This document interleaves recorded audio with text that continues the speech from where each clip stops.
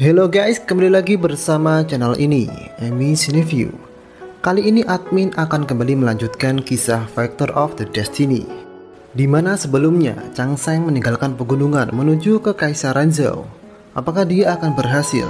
Dan apa saja yang akan dilakukannya? Oke, tak perlu lama-lama lagi, inilah Factor of the Destiny bagian kedua.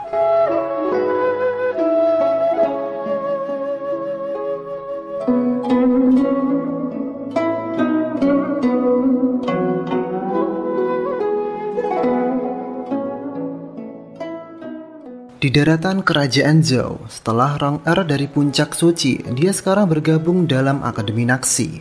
Akademi yang seluruhnya adalah wanita.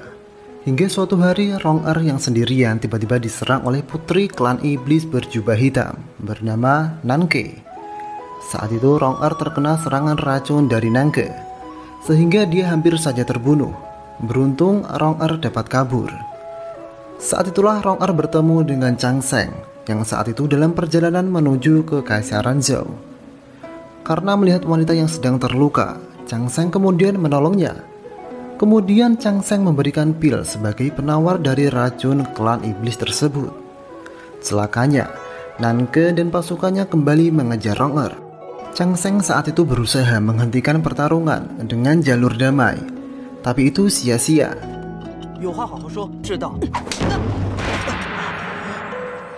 Sehingga dia memakai barang-barang ajaib yang telah diberikan Guruji kepadanya untuk membawa kabur Rong-Er. Setelah berhasil kabur, Nanke masih saja ingin membunuh Rong-Er. Saat itulah tiba-tiba datang pria lagi. Dia bernama Qiu Sanju dari Akademi Lishan, akademi yang terkenal elit. Dan orang ini adalah orang yang dijuluki jenius sang naga. Saat itu Qiu Sanju menyuruh Nanke untuk berhenti. Seketika Nanke menghentikan mengejar Rong-Er. Ternyata Nanke selama ini menyukai Qiu Sanju, tapi sepertinya hanya bertepuk sebelah tangan, karena Qiu Sanju selama ini menyukai Rong-Er. Apalagi klan iblis dan manusia telah lama menjadi musuh. Sementara itu Chang Sheng kemudian mengantarkan Rong-Er kembali ke tempat semedinya.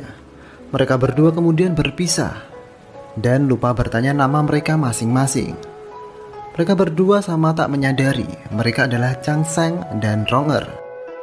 Karena lupa bertanya nama Rong-Er, Chang Sheng hanya bisa menyebutnya Nona Cujian, yang artinya pertama bertemu, jika nanti bertemu lagi dengan Rong-Er. Sementara itu Qiu Sanju langsung bergegas menemui Rong-Er. Dia sangat khawatir karena mendengar Rong-Er telah terkena racun. Qiu Sanju kemudian mencari mustika biji teratai yang ada di dalam sungai. Tapi waktu itu Rong-Er sudah tak apa-apa karena mendapatkan pil ampuh dari Chang Sheng. Dan ternyata bangau yang pernah tinggal bersama Chang Sheng di pegunungan saat ini menjadi peliharaan Rong-Er. Sementara itu akhirnya Chang Sheng sampai juga di Kekaisaran Zhou, tepatnya di ibu kota Chengdu. Di saat yang bersamaan putri dari klan binatang bernama Lulu bersama pengawalnya bernama Jenderal Jin ada di sana. Mereka bertujuan untuk berlatih kepada sang ratu.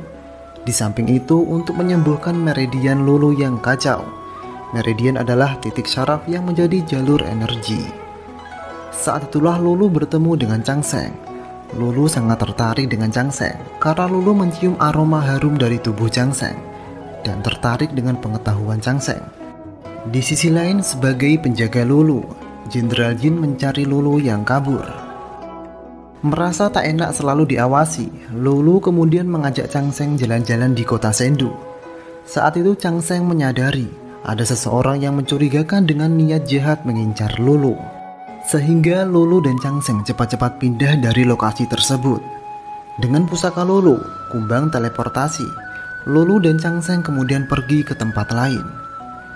Mendengar Chang Sheng baru saja datang di kota Chengdu dan butuh tempat tinggal, Lulu kemudian membawa Chang Sheng ke tempat penginapan yang paling elit di kota Chengdu. Di saat yang bersamaan akhirnya Lulu ditemukan oleh Jenderal Jin dan diajak kembali.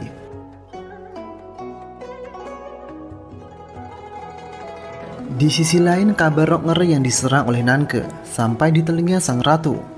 Karena pada suatu hari pelayan ratu bernama Moyun mengunjungi Rong-Er. sang ratu menyuruh kembali waspada terhadap klan iblis. Kenapa sang ratu sangat peduli dengan Rong-er? Apakah Rong-er anaknya? Atau karena darah Phoenix Rong-er? Orang-orang tak tahu. Kembali ke Chang Seng. Chang Seng melihat kembali nadi peraknya. Dia khawatir kematiannya akan semakin dekat. Karena itulah dia bergegas mendatangi keluarga Su. Ya, itu adalah keluarga Rong-er, dengan tujuan membatalkan pertunangan.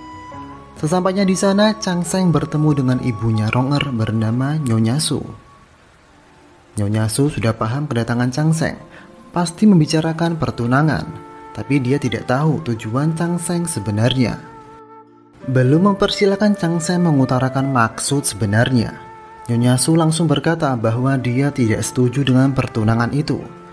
Bagaimana tidak? Rong-er seorang wanita putri jenderal kekaisaran Su dengan bakat luar biasa, kekuatan darah Phoenix, dijodohkan dengan laki-laki kampung yang tak bisa kultivasi. Satu-satunya yang pantas bagi Rong-er adalah Qiu Sanju, yang sama-sama jenius dengan kekuatan naga. Nyonya Su akan memberikan keinginan apapun untuk Chang Seng agar pertunangan itu batal.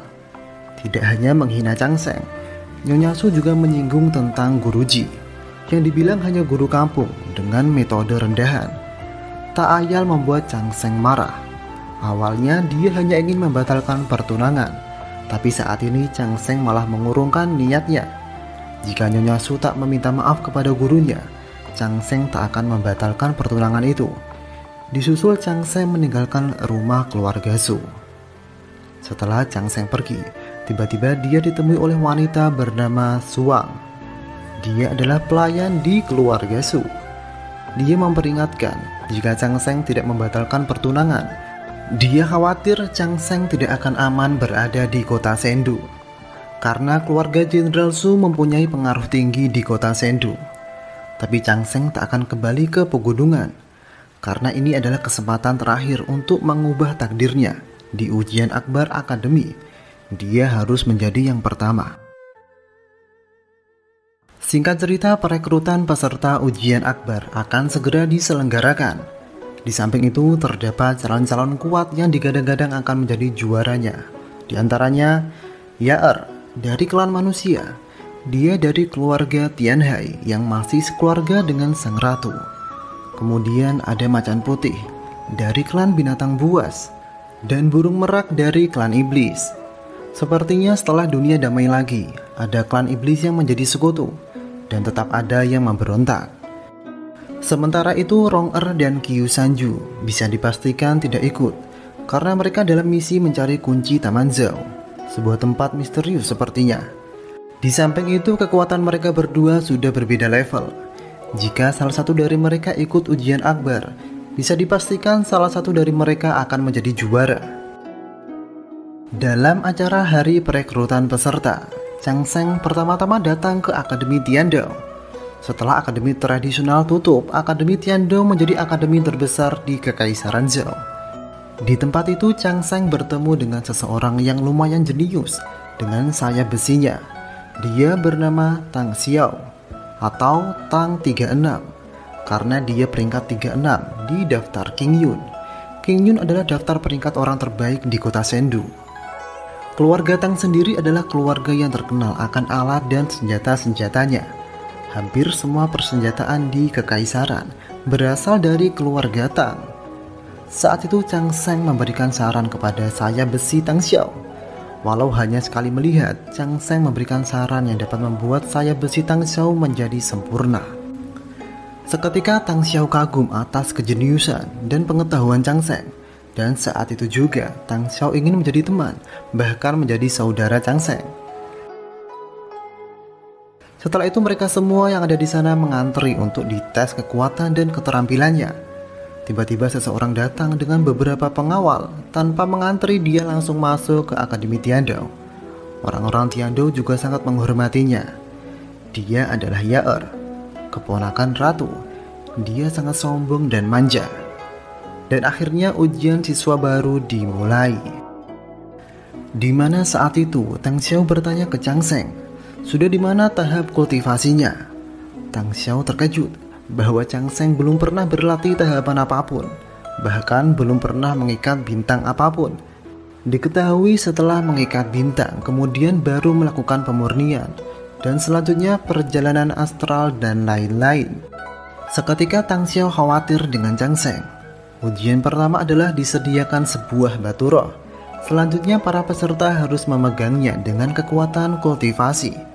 Jika menyala terang, peserta itu akan diterima. Sampai akhirnya tibalah giliran Tang Xiao mencobanya. Saat Tang Xiao mencobanya, batu itu menyala dengan sangat terang. Otomatis Tang Xiao diterima. Kemudian giliran Chang Seng. Dan benar saja, batu itu tak bersinar, bahkan tak menyala sama sekali. Karena memang Chang Seng tak pernah berlatih tahapan apapun. Otomatis tim penguji tidak meluluskan Chang Seng. Tapi saat itu Chang Seng tak menyerah. Dari informasi peraturan yang ada, masih ada tes keterampilan. Jika dia bisa lulus dengan nilai tinggi, dia bisa saja diterima. Karena ternyata memang ada peraturan seperti itu, akhirnya Chang Seng ikut pada tes keterampilan. Lalu Tang Xiao dan Chang Seng bersama-sama lagi menuju tempat ujian keterampilan. Saat itu Tang Xiao kembali terkejut bahwa Chang Seng mengatakan dia harus menjadi peringkat nomor 1 di ujian akbar. Gila sekali anak muda. Dalam hati Tang Xiao berkata, bahkan dia tidak berani mengatakan seperti itu, apalagi orang yang belum berlatih tahapan apapun. Tapi saat giliran Chang Seng pada tes tulis dan keterampilan, Chang Seng menunjukkan sesuatu yang luar biasa, di mana saat itu dia disuruh menemukan sesuatu kata dari ribuan kata yang berbeda secara acak.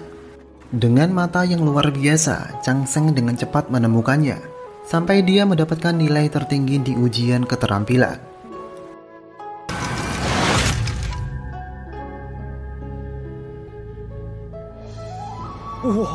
Chang Seng dan Tang Xiao sekilas optimis bahwa Chang Seng dapat lolos ke Akademi Tiandao. Hingga akhirnya daftar nama peserta yang lolos kemudian diumumkan. Terkejutnya mereka berdua, nama Chang Seng tidak ada dalam daftar itu. Seketika Tang Xiao protes ke tim penguji, karena dengan kejeniusan Chang Seng, mustahil tidak ada dalam daftar tersebut. Apa yang tim penguji bilang? Tim penguji menjawab, Chang Seng gagal karena sebenarnya dia telah menyinggung keluarga jenderal. Tahu kan siapa? Ya, itu adalah keluarga Su. Bahkan mereka menyuruh Tang Xiao menghindari Chang Seng. Walau kecewa, Chang Seng tidak ada waktu untuk bersedih. Dia harus melanjutkan perjuangan untuk masuk ke salah satu akademi besar lain. Karena Akademi Naxi hanya wanita dan Akademi Lisan hanya memilih murid pilihan dalam, maka dari itu Chang Seng ke Akademi Zaixing. Singkat cerita, Chang Seng akhirnya sampai ke akademi itu. Saat itu giliran seorang pemuda bernama Yuan Po dari klan binatang buas. Ujian Akademi Zaixing adalah melawan iblis raksasa. Jika dapat bertahan pada waktu tertentu, peserta akan lulus. Saat itu Yuan Po dengan susah payah bertahan dari amukan iblis raksasa. Bahkan tubuhnya sampai babak belur. Tapi beruntung dia dapat lulus. Saat itu Yuan Po diberi beberapa pil oleh Chang Seng agar cepat pulih. Selanjutnya tibalah giliran Chang Seng. Sekilas Chang Seng terlihat hanya selalu menghindar, tapi dia tahu tak akan seperti itu terus. Lalu Chang Seng mengeluarkan sebuah seruling di mana saat Chang Seng memainkannya mengeluarkan suara yang sangat tenang dan efek hipnotis, sehingga membuat iblis raksasa dapat tumbang. Seharusnya saat itu Chang Seng lulus, tapi semua peserta dibuat kaget. Ujian Chang Seng belum usai. Tim penguji menambah 3 iblis raksasa lagi, sehingga Chang Seng harus melawan 4 iblis raksasa. Karena iblis yang tumbang sudah bangkit kembali. Kondisi menjadi sangat berbahaya. Satu aja sulit, ini malah 4. Akhirnya Chang Seng mengeluarkan barang ajaib untuk melindungi dirinya. Sementara itu dia berusaha menghipnotis ke-4 iblis raksasa dengan serulingnya. Luar biasanya, Chang Seng akhirnya dapat menumbangkan ke-4 iblis raksasa.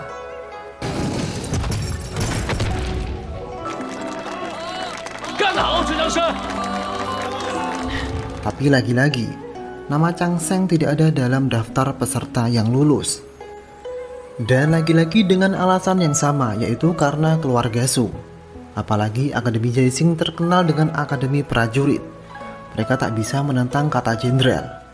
Bahkan saat itu, salah satu penguji Akademi Jaising menyuruh Chang Seng untuk meninggalkan kota Sendu karena tak ada harapan, dan memperingatkan Yuan Po agar menghindari Chang Seng.